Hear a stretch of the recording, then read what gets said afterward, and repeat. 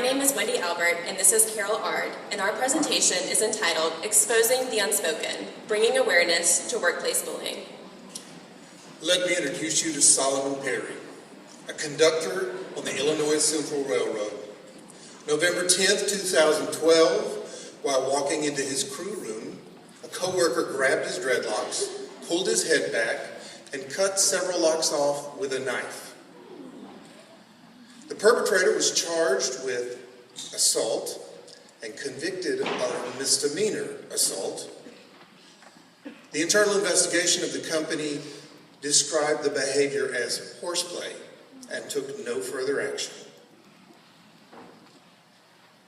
In Tennessee, 1/3 of all employees face intimidation, harassment, or bullying. Although it's a recurrent and underrated problem, it's time to take action.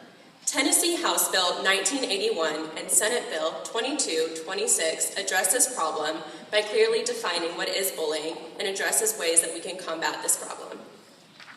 Fear, shame, blame, power. These are all words that come to mind when you think of workplace bullying. But what most people don't realize is that it is still abuse. Workplace bullying can best be described as persistent, offensive, abusive, intimidating, or insulting behavior.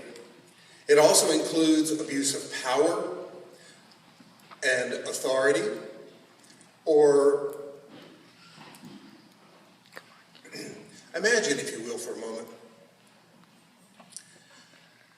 that you are going to work, being insulted and harassed just because of who you are. The color of your skin, maybe your gender, what you believe or your values, or who you love. You feel shame and fear every day just going to work. And you feel trapped because your coworker and your supervisor are the very ones causing you pain.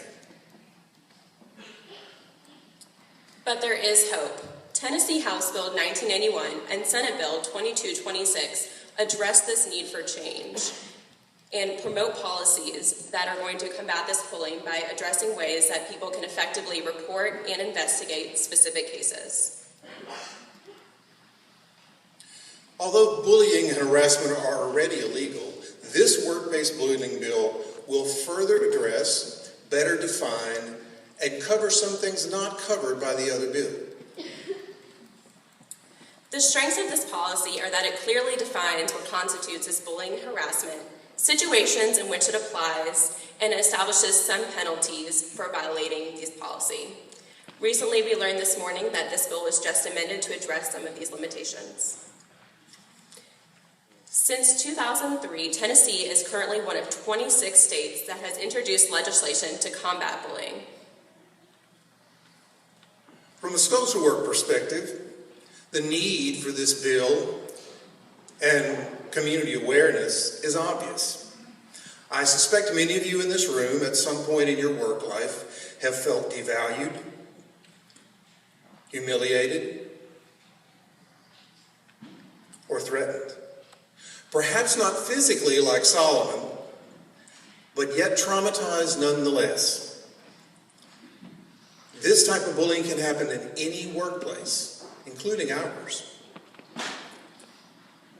But each one of us in this room and thousands of other social workers across the nation share the same core values. Without a doubt, the issue of workplace bullying is a social justice issue, and facilitating change is an act of service that we are already engaged in. It is our responsibility to model and advocate for the dignity of all people, to lead in promoting healthy human relationships, and to live our professional values with integrity. Our recommendation, first and foremost, is that this bill be passed. As a profession and as individuals, we can raise awareness about this issue, advocate for and facilitate regular prevention trainings, and also support the act of holding employers and employees accountable for their actions. And there's something you can do right now. You can sign an online petition encouraging our legislators to pass this workplace bullying bill, which will put an end to it now. And if you're interested, in front of our poster downstairs, there are little cards that list it. Together we can help ensure a safe workplace environment for Tennesseans. Thank you.